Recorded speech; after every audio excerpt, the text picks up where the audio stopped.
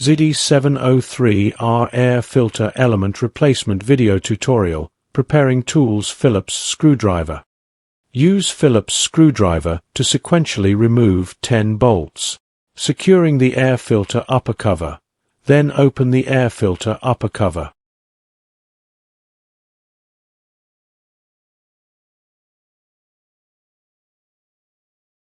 Remove the filter element. Install the new air filter element by placing it in the corresponding position. Cover the upper shell of the air filter.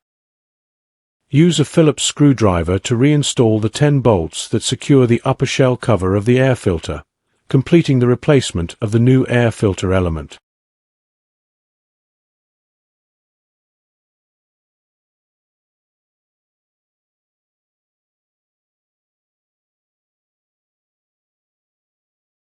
Thank you for watching.